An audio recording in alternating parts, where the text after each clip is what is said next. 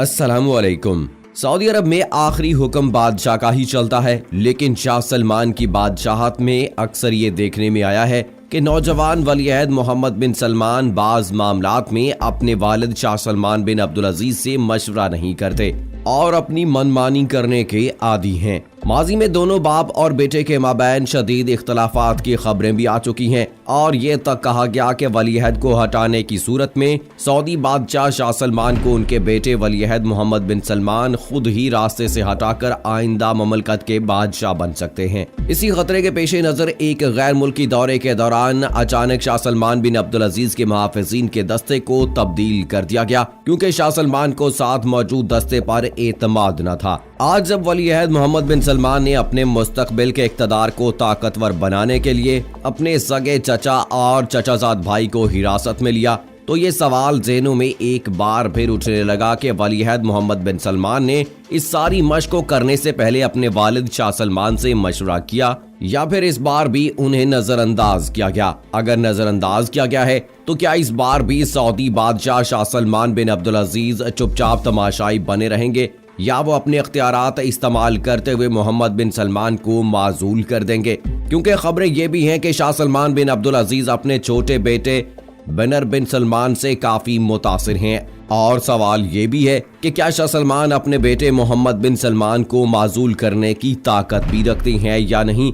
आज की वीडियो में आपको बताएंगे, सो वीडियो को आखिर तक जरूर देखिएगा। और अगर आपने अभी तक हमारा चैनल अपनी दुनिया टीवी सब्सक्राइब नहीं किया है तो अभी सब्सक्राइब करें और साथ में बेल आइकॉन को जरूर प्रेस करें। वीडियो को सोशल मीडिया और अपने दोस्तों के साथ जरूर शेयर कीजिए। कमेंट बॉक्स में पाकिस्तान जिंदाबाद, पाक फौज जिंदाबाद, ISI के गुमनाम हीरोज को सलाम और कश्मीर बनेगा पाकिस्तान का नारा जरूर कमेंट कीजिएगा। दोस्तों, वलीअहद मोहम्मद बिन सलमान को वलीअहद बनाने के लिए सऊदी बादशाह शाह सलमान बिन अब्दुल अजीज ने जिस तरीके पर अमल किया था, आज ऐसे मालूम होता है कि उन्हें वो फसल काटना पड़ रही है जिसे खुद उन्होंने बोया था। 20 जून 2017 को मक्का में शाही महल के सुनहरी दरो दीवार के पीछे कुछ ऐसा हुआ जिसने सऊदी तारीख के धारे को तब्दील कर दिया। शाह सलमान ने उस वक्त के वलीअहद मोहम्मद बिन नाइफ को तलब करके हुक्म दिया कि वो अपने कहीं कम उम्र कजन MBS के हक में दस्तबरदार हो जाएं। तजर्बाकार बरसों तक मोहम्मद बिन नाइफ मामलात को निहायत महारत से चलाते रहे थे। सन 2000 के अशरे में जब वो इंसदाद दहशत गर्दी के महकमे के सरबरा थे तो उन्होंने निहायत कामयाब हिकमत अमली अपनाई, जिसकी बदौलत मुल्क में अलकायदा की खतरनाक शोरश को शिकस्त दी गई। अमरीकियों को भी इन पर एतबार था और वो मोहम्मद बिन नाइफ को पसंद भी करते थे। अगरचे वो कभी भी मुतहर्रिक शख्सियत के मालिक नहीं थे, ताहम सब लोग यही समझते थे कि शाह सलमान के बाद मोहम्मद बिन नाइफ ही तख्त नशीन होंगे। सऊदी अरब में बादशाह का हुक्म हरफ आखिर होता है और इस पर किसी किस्म की बहस नहीं की जा सकती, ना मज़ाहमत की जा सकती है। चुनाचे तब से मोहम्मद बिन नाइफ अवामी जिंदगी से मुकम्मल तौर पर गायब हो चुके हैं। यूं मोहम्मद बिन सलमान और इनके वालिद एक सीनियर शहजादे को इतने जबरदस्त तरीके से रास्ते से हटाने में कामयाब हो गए कि ना किसी को आंच आई ना कोई खून बहा। दोस्तों, मुल्क को नए खतूत पर इस्तवार करने के ख्वाहिशमंद मोहम्मद बिन सलमान ने फौरन ही इक़्तिदार पर अपनी गिरफ्त मजबूत करने के लिए काम शुरू कर दिया। हफ्ते 4 नवंबर 2017 की शाम तकरीबन 200 नुमाया शहजादों, कारोबारी शख्सियात और दीगर अहम लोगों की गिरफ्तारी के अहकामात जारी कर दिए गए। इन लोगों पर ना कोई इल्जामात आयद किए गए, ना जेल भेजा गया, बल्कि इन सबको रियाज के पुरताइश रिटर्स कार्ल्टन होटल में मैसूर कर दिया गया। कुछ अफराद को तो यहाँ कई माह तक मैसूर रखा गया। इस सारी कार्रवाई का मकसद बदउनवानी की बेखनी बताया गया है और होटल के इन नए मेहमानों को हुक्म दिया गया कि वो अपनी आज़ादी की कीमत के तौर पर मुबैना तौर पर गैर कानूनी जराए से कमाए गए अरबों रियाल वापस कर दें। लेकिन MBS के नाक़िदीन कहते हैं कि इन लोगों को हिरासत में लेने की वजह बदउनवानी नहीं थी, बल्कि MBS ताकत के इस बरहना इजहार के जरिए हर उस शख्स को खामोश कर देना चाहते थे जो उन्हें चैलेंज करने का सोच सकता था। इस कार्रवाई के साथ साथ MBS ने वफात पा चुके शाह अब्दुल्ला के कभी ताकतवर रह चुके खानदान की शाख से ताल्लुक रखने वाले सीनियर शहजादों के खिलाफ भी इकदामात किए। तब से वो मुल्क के दिफा और सिक्योरिटी के तीनों महकमे यानी नेशनल गार्ड, वजारत दाखिला और फौज को अपने कंट्रोल में ला चुके हैं। बज़ाहिर MBS अब फैसला कुन कुव्वत रखते हैं। अगर माजी के चंद एक वाकयात पर नजर डालें तो हालात को दुरुस्त तरीके से समझने में मदद मिल सकती है। दोस्तों, माजी में सऊदी अरब के बादशाह सलमान बिन अब्दुल अजीज और उनके बेटे वलीअहद शहजादा मोहम्मद बिन सलमान के दरमियान इख्तलाफात शिद्दत अख्तियार करने की खबरें आती रही हैं, जिसके बाद गैर सऊदी अरब मीडिया में बादशाह की सेहत बिगड़ने के दावे भी किए गए। हत्ता के शाह सलमान की दिमागी सेहत के हवाले से ये दावा भी किया गया कि बादशाह कोई बात 5 मिनट से ज्यादा याद नहीं रख पाते। अरब सोशल मीडिया में एक दावा ये भी किया गया कि वलीअहद मोहम्मद बिन सलमान को अपने एक भाई 23 साला बिनर बिन सलमान की तरफ से खतरा लाहक है। बरतानिया के अखबार गार्जियन ने एक रिपोर्ट जारी की जिसमें दावा किया गया था कि शाह सलमान और वलीअहद के दरमियान इख्तलाफात इतने शदीद हो गए हैं और शाह सलमान ने दौरा मिस्र के दौरान हंगामी तौर पर अपने मुहाफिजों की टीम तब्दील कराई, जबकि वापसी पर शहजादा मोहम्मद बिन सलमान उनका इस्तकबाल करने भी नहीं आए। बरतानवी अखबार ने इसकी वजह शाह की गैर मौजूदगी में वलीअहद शहजादे की तरफ से किए गए 2 बड़े अहम फैसलों को करार दिया।